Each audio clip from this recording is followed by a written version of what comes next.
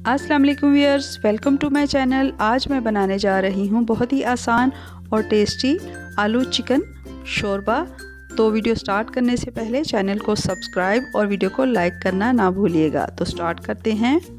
ये मैंने आधा कप ऑयल डाला है कढ़ाई में। गर्म हो गया तो मैं डाल रही हूँ 2 बारीक चॉप किए हुए प्याज।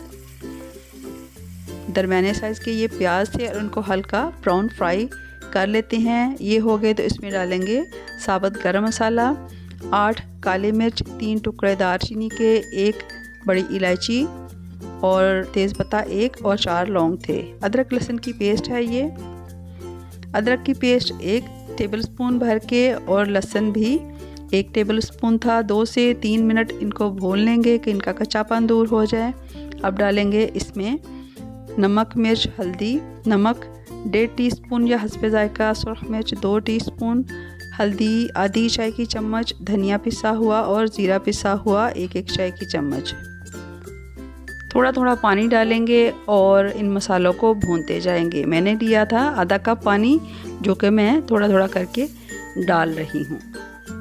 तो जब भी आप प्याज फ्राई करें किसी भी खाने में तो उनका डार्क कलर आपने नहीं देना होता, वरना तो खाने का कलर और जायका ख़राब हो जाता है। इनको हल्का सा ही कलर देना होता है। चिकन मैंने लिया है 1 किलो, धुला हुआ खुश्क, ये मैंने डाल दिया है और इसको किया मिक्स।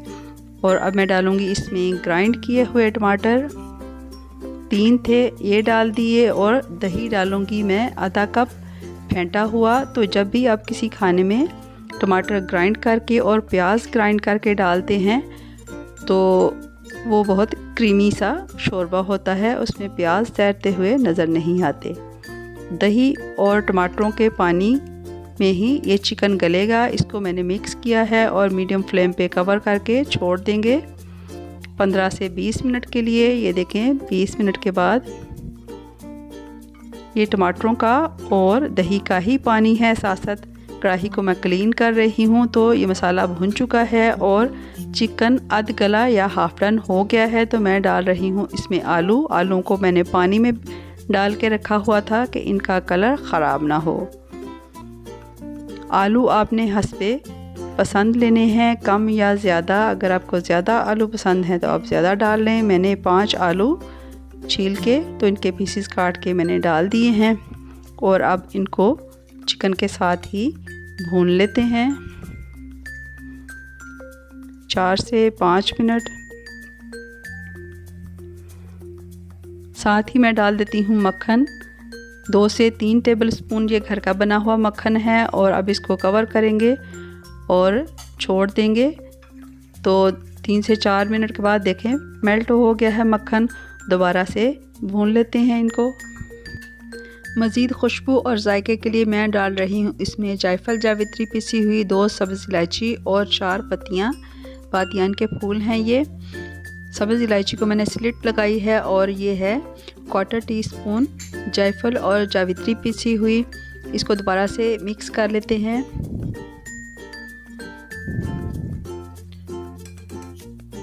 ये देखें कितना खूबसूरत कलर है आलू गोश्त का। तो ये मिक्स हो गया है। तो अब मैं डालूँगी इसमें पानी शोरबे के लिए। आपको जैसा शोरबा चाहिए, गाढ़ा या पतला, आपने उसके मुताबिक पानी डालना है। मैंने इसमें 4 गिलास पानी डाला है। इसको दोबारा से मिक्स करेंगे और पहले हाई फ्लेम पे मैं इसको कुक करूँगी और फिर फ्लेम जब बॉयल आने लग जाएंगे तो मैं लो कर दूँगी। 20 से 25 मिनट के बाद चेक कर लेते हैं आलूओं को, जो कि अच्छे से गल चुके हुए हैं। तो अब मैं डालूँगी इसमें कसूरी मेथी 1 टीस्पून, हाथों से इसी तरह अच्छे से मसल के। और हरी मिर्चें साबुत मैंने डाली हैं 3, बारीक कटा हुआ हरा धनिया थोड़ा सा डाल देते हैं। इसको हल्का सा मिक्स किया और इसको मैं 5 से 6 मिनट बिल्कुल लो फ्लेम पे दम पे छोड़ दूँगी कि तमाम मसालों के टेस्ट जो हैं वो शोरबे में आ जाएं। तो व्यूअर्स, मुझे उम्मीद है आपको मेरी ये रेसिपी और वीडियो पसंद आएगी। मेरे चैनल पे और भी वीडियोस अपलोड हैं chicken, mutton, beef, biryani, pasta, shami kabab की, तो आप उनको भी चेकआउट ज़रूर कीजिएगा। तो ये मैंने कर लिया है आलू गोश्त को सर्व। अब आपके आलू गोश्त में प्याज तैरती हुई नज़र नहीं आएगी।